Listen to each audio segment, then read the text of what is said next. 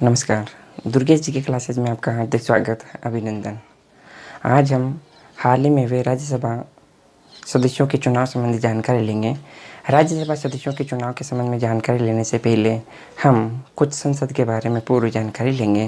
राज्यसभा के संबंध में अपन बात करते हैं तो राज्यसभा संसद का एक सदन माना जाता है। संसद में दो सदन माने जाते हैं, एक राज्यसभा, एक लोकसभा। राज्यसभा को उच्च सदन कहा जाता है तथा लोकसभा को निम्न सदन कहा जाता है। हाल ही में 19 जून 2020 को राज्यसभा का सदस्यों का चुनाव हुआ है। इसीलिए हम करंट अफेयर के तहत नवीनतम विषय के आधार पर राज्यसभा के संबंध में जानकारी लेंगे। तो सबसे पहले हम देखते हैं तो संसद के हिसाब से यदि देखा जाता है तो संसद संबंधी उल्लेख हमारे संविधान में अनुच्छेद नंबर 79 में मिलता है। संसद है का तात्पर्य होता है संसद में लोकसभा, राज्यसभा और राष्ट्रपति शामिल होते हैं। एक कंपटीशन एग्जाम में सवाल पूछा जाता है जो कि निम्न प्रकार से हैं। सवाल पूछा जाता है संसद है इसमें शामिल क्या चीज़ होती हैं तो संसद में लोकसभा, राज्यसभा और राष्ट्रपति शामिल होते हैं। इसके अलावा अन्य जानकारी के हिसाब से यदि हम देखें तो लोकसभा का उल्लेख हमें अनुच्छेद नंबर 81 में मिलता है। लोकसभा को निम्न सदन कहा जाता है। लोकसभा को सदस्यों का चुनाव जो है वो जनता के द्वारा किया जाता है और लोकसभा में वर्तमान समय में लोकसभा में निर्वाचित कुल सदस्यों की संख्या 543 मानी जाती है। अभी हाल ही में कुछ चर्चित विषय के अनुसार 104वें संविधान संशोधन के माध्यम से अनुसूचित जाति तथा अनुसूचित जनजाति के संबंध में देखा जाए तो इनका आरक्षण बढ़ाकर 25 जनवरी 2030 तक कर दिया गया है। जबकि 2 आंग्ल भारतीय जो कि लोकसभा में चुने जाते हैं उनके आरक्षण को नहीं बढ़ाया गया है। इस प्रकार हम देखें तो वर्तमान दृष्टिकोण से वर्तमान में लोकसभा में निर्वाचित सदस्यों की संख्या जो है वो 543 मानी जाती है। यदि राजस्थान से लोकसभा सदस्यों की संख्या देखें तो राजस्थान से लोकसभा सदस्यों की संख्या 25 है। इसके अलावा राज्यसभा के संबंध में देखते हैं। राज्यसभा का उल्लेख या राज्यसभा का गठन का प्रावधान जो है वो हमें अनुच्छेद नंबर 80 में मिलता है। राज्यसभा को उच्च सदन कहा जाता है और राज्यसभा के सदस्यों का जो चुनाव है वो विधानसभा के सदस्यों के द्वारा किया जाता है।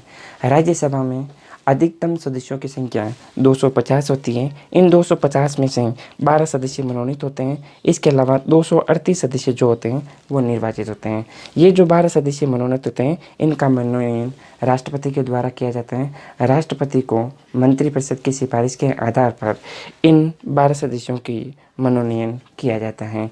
ये जो 12 सदस्य होते हैं ये साहित्य, कला, विज्ञान से संबंधित होते हैं। इसके अलावा राज्यसभा के संबंध में हम जानकारी लें तो राज्यसभा में वर्तमान में राज्यसभा सदस्य जो हैं वो 245 हैं। इन 245 में से देखें तो निर्वाचित सदस्यों की संख्या 233 है और मनोनीत सदस्यों की संख्या 12 है। राजस्थान के दृष्टिकोण में देखें तो राजस्थान से राज्यसभा में जो सदस्य निर्वाचित होते हैं उन निर्वाचित सदस्यों की संख्या 10 है। इसके अलावा चुनाव पद्धति को देखें तो राज्यसभा सदस्यों का चुनाव जो होता है उसकी जो चुनाव पद्धति होती है वो एकल संक्रमणीय आनुपातिक खुला मतदान पद्धति के माध्यम से होता है। सदस्यों का कार्यकाल के दृष्टिकोण से देखें तो राज्यसभा के सदस्यों का कार्यकाल 6 वर्ष होता है। इसके अलावा सदस्यों की न्यूनतम आयु जो होती है वो राज्यसभा के सदस्यों की न्यूनतम आयु 30 वर्ष होती है। अब हम राजस्थान से राज्यसभा में जो सदस्य हैं वो राज्यसभा सदस्य कौन कौन हैं उनके बारे में सामान्य जानकारी लेते हैं। तो सामान्य जानकारी के अनुसार हमारे राजस्थान से राज्यसभा सदस्यों की संख्या 10 होती है और वो 10 सदस्य निम्न प्रकार से हैं। सबसे पहले सदस्य के रूप में देखें तो ओम प्रकाश माथुर जो हैं वो बीजेपी से हैं, KG अल्फोंस बीजेपी से हैं, राम कुमार वर्मा बीजेपी से हैं, हर्षवर्धन सिंह बीजेपी से हैं और इन चारों का कार्यकाल 2022 तक रहेगा। इसके अलावा किरोड़ीलाल मीणा जो कि बीजेपी से हैं, भूपेंद्र यादव जो कि बीजेपी से हैं, सरदार मनमोहन सिंह जो कि कांग्रेस से हैं, इन तीनों का कार्यकाल 2024 तक रहेगा।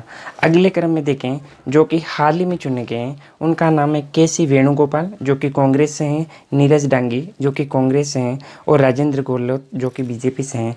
इनका कार्यकाल आगामी दिनों में 2026 तक रहेगा।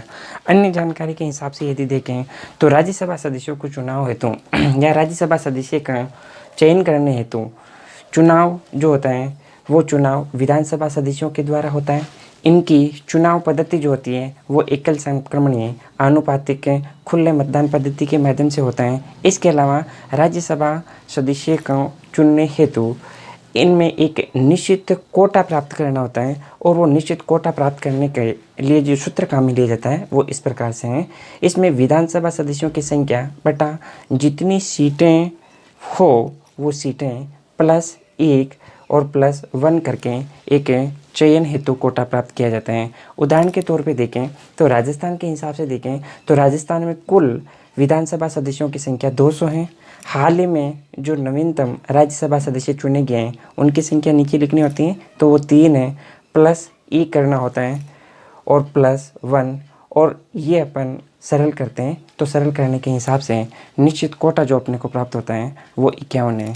और राज्यसभा सदस्यों का चुनाव करने के लिए इन सदस्यों को न्यूनतम जो कोटा प्राप्त करना होता है वो 51 है। इस प्रकार से राज्यसभा सदस्यों के संबंध में हमने सामान्य जानकारी ली और अन्य प्रकार की जानकारियाँ और लेते रहेंगे। जय हिंद, जय भारत।